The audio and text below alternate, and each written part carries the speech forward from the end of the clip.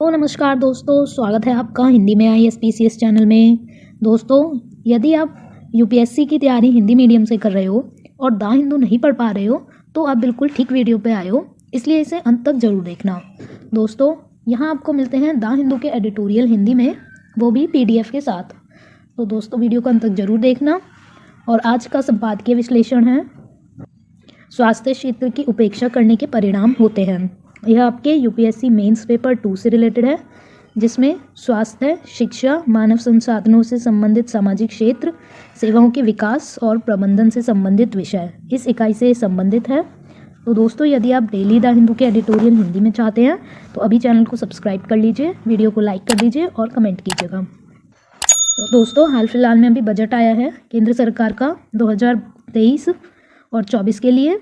तो उसमें जो स्वास्थ्य को लेकर बजट पेश किया गया है उससे संबंधित ये एडिटोरियल है, जिसमें बताया गया है कि हमारे बजट में इस बार स्वास्थ्य पर कोई बहुत अधिक विशेष ध्यान नहीं दिया गया है और जिसकी काफ़ी ज़्यादा ज़रूरत थी।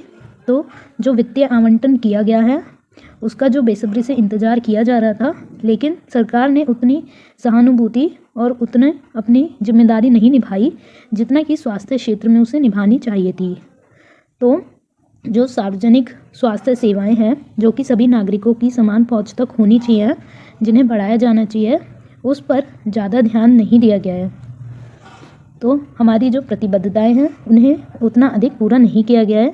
जैसे कि द्वितीय विश्व युद्ध के तुरंत बाद ब्रिटेन तबाह हो गया था, समाज को पुनर्जीवित करने के साधन के रूप में वहाँ पे राष्ट्रीय स्वास्थ्य सेवा शुरू की गई थी। दोस्तों, ये एडिटर ने, जो राइटर हैं, उन्होंने एक एग्जाम्पल दिया है। तो एक कल्याणकारी राज्य की कल्पना करते हुए सामाजिक अर्थशास्त्री विलियम बेवरिज कहते हैं, ये आप मेंस के आंसर में डाल सकते हैं कि अर्थशास्त्री विलियम बेवरिज उन्होंने क्या कहा था। तो एक कोट के आधार पर अगर आप डालेंगे तो अच्छा लगेगा कि 5 विशाल बुराइयां, आवश्यकता, बीमारी, अज्ञानता, गंदगी और आलस्य, इन्हें हमें संबोधित करना चाहिए और इन पर काम करना चाहिए। तो राइटर कहते हैं, यदि भारत की दृष्टि इस तरह की अभिव्यक्ति से प्रेरित है कि वो हवाई अड्डे, राजमार्ग, स्पीड ट्रेन, इन पर ज़्यादा ध्यान दे रही है। दोस्तों, आपने भी देखा होगा कि रोड, रेलवे, ट्रांसपोर्टेशन पर बहुत ज़्यादा सरकार ध्यान दे रही है। बहुत सारे हाईवेज़ बन रहे हैं और मेट्रो वगैरह पे काफ़ी काम चल रहा है। तो राइटर कहते हैं कि ये सब तो ठीक है, ट्रांसपोर्ट वगैरह आप ये सब चीज़ें करवा रहे हैं, लेकिन पोषण, स्वास्थ्य, रोजगार, शिक्षा, पर्यावरण, स्वच्छता जैसी जो बुनियादी सेवाएं हैं, जिनमें कि सबसे ज़्यादा ध्यान दिया जाना चाहिए, सरकार उधर नहीं जा रही है। तो ये जो सारी चीज़ें हैं कि पोषण, स्वास्थ्य, रोजगार, शिक्षा, स्वच्छता, इन बुनियादी सेवाओं के लिए निवेश को प्राथमिकता देनी चाहिए। तो राइटर यही कहते हैं कि यह तर्क दिया जा सकता है कि सरकार ने इस साल के बजट में थोड़ी निष्पक्षता बरती है। वो कैसे कि 80 करोड़ गरीबों को मुफ्त अनाज दिया, 500 पिछड़े ब्लॉक विकसित किए, आवास, स्वच्छ पानी, शौचालय तक पहुंच को व्यापक बनाया, ग्रामीण रोजगार गारंटी योजना के माध्यम से रोजगार दिया, कौशल विकास किया। लेकिन राइटर ये कहते हैं कि ये आंशिक लाभ ही हैं, जड़ से समस्या को ख़त्म करने का अभी सरकार ने उतना ध्यान नहीं दिया है। तो इनसे आंशिक लाभ ही हो सकता है, ये आवश्यक रूप से जो असमानता फैली हुई है समाज में उसको संबोधित नहीं कर रहे हैं। तो इन सब के अलावा देश के टिकाऊ दीर्घकालिक विकास और उच्च गुणवत्ता वाली शिक्षा, स्वास्थ्य देखभाल और पोषण, जिसमें कि न केवल खाद्यान्न है बल्कि प्रोटीन, विटामिन, मिनरल और बाकी जो हमारे को पोषण चाहिए होता है, उस पर भी सरकार को ध्यान देना चाहिए और अपनी जो पहुंच है इन सेवाओं की उसे बढ़ाना चाहिए। कोई भी देश बहुत ज़्यादा दूर नहीं जा सकता, यानी कि बहुत अच्छा विकास नहीं कर सकता, जब तक कि उसकी जो बहुत बड़ी आबादी है वो निरक्षर है, अनपढ़ है, अस्वस्थ है या कुपोषित है। इसलिए सरकार को शिक्षा, स्वास्थ्य और पोषण, इनमें काफ़ी ज़्यादा निवेश करना चाहिए और इन्हें प्राथमिकता देनी चाहिए। तो अमेरिका में एक अध्ययन किया गया, ये भी आप आंसर में डाल सकते हैं कि अमेरिका में एक अध्ययन किया गया जिसमें पता चला कि रीगन युद्ध के बाद निजीकरण को आगे बढ़ाने के लिए शिक्षा में सार्वजनिक निवेश को कम करने पर नवाचार और वैज्ञानिक क्षमता को झटका लगा। तो ये अमेरिका का एग्जाम्पल है, चाहे तो आप डाल सकते हैं कि निजीकरण को आगे बढ़ाने के लिए शिक्षा में सार्वजनिक निवेश को कम किया गया, जिसकी वजह से नवाचार और वैज्ञानिक क्षमता कम हुई। तो हमारे यहाँ त्रासदी ये है कि हमारे जो राजनीतिक नेतृत्व के हैं, जो नेता हैं, वो सार्वभौमिक शिक्षा और विकास के लिए, स्वास्थ्य को बढ़ावा देने के लिए उतने अधिक सफल नहीं हुए जितना कि होना चाहिए। जितना कि इस समय की मांग है कि शिक्षा और स्वास्थ्य पर ध्यान केंद्रित किया जाए। तो केंद्रीय बजट 2023-24, इसमें जो राइटर हैं उन्होंने सुजाता राव ने द हिंदू में एक लेख लिखा था, जिस पर उन्होंने कहा था कि ये बजट बहुत निराशाजनक है और यूनियन बजट का जो ये बजट है इसमें 7 प्रायोरिटीज़ दी गई हैं, 7 प्रायोरिटीज़ ऑफ द बजट, जिन्हें सप्तऋषि कहा गया है।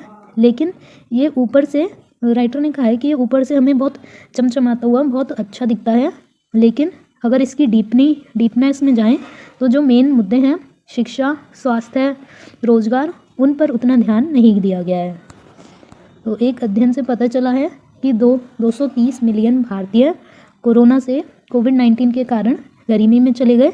और ASR, ये आप डाल सकते हैं अपने आंसर में कि ASR की रिपोर्ट आई है जिसमें शिक्षा की बहुत ख़राब स्थिति हमें देखने को मिली है।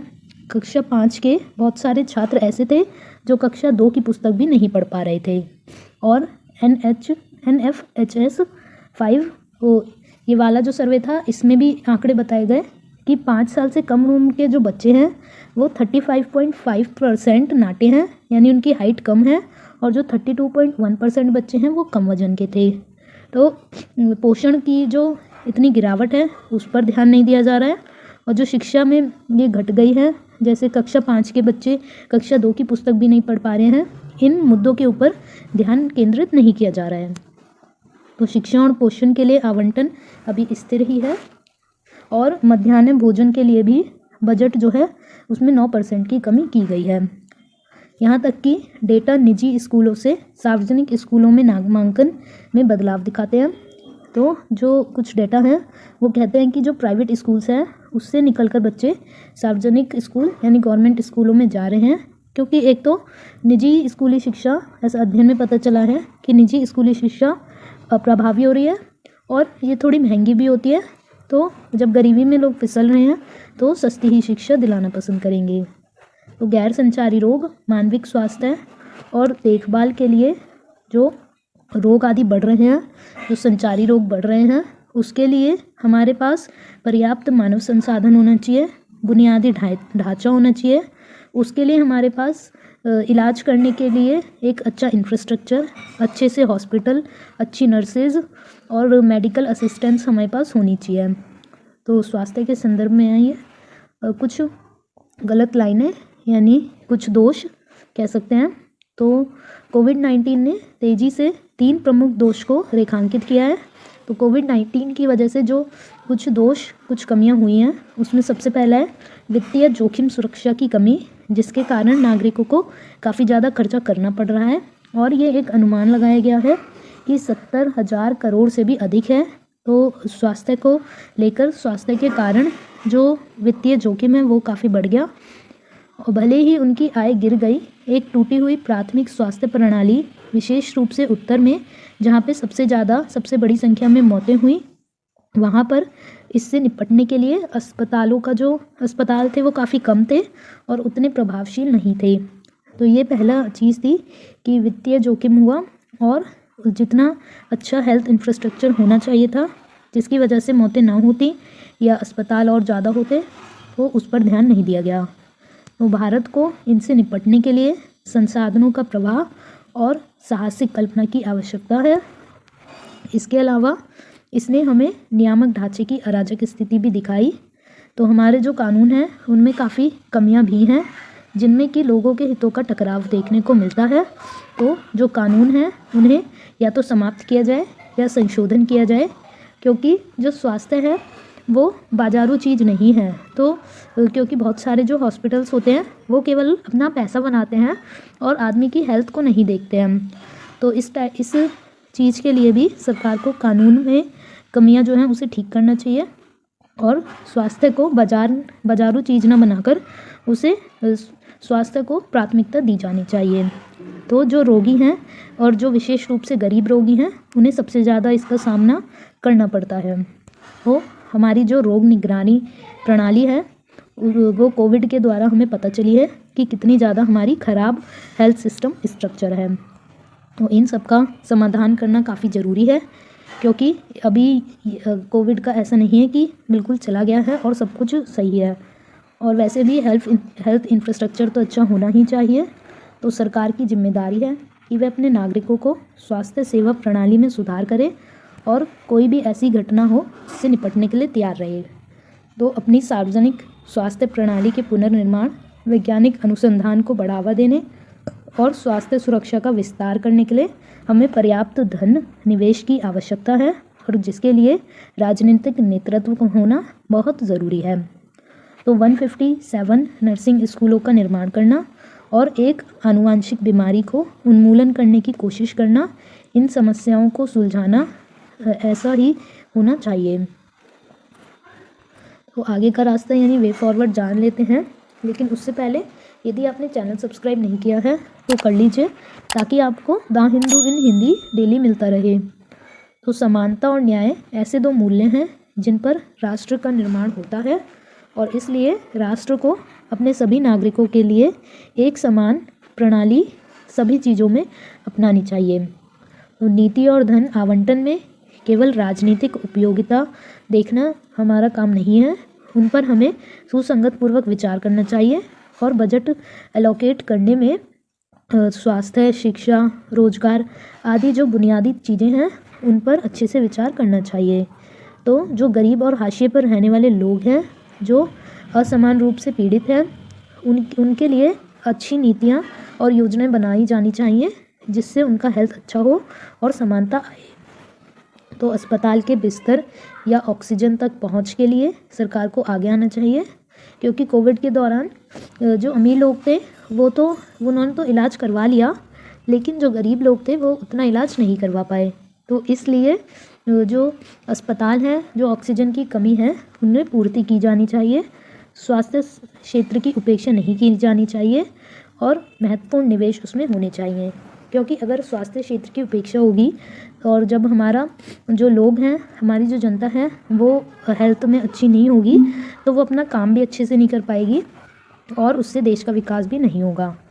तो राइटर यही कहते हैं कि स्वास्थ्य क्षेत्र की उपेक्षा ना करके उसमें महत्वपूर्ण निवेश करें, जिससे अच्छे परिणाम सामने आए।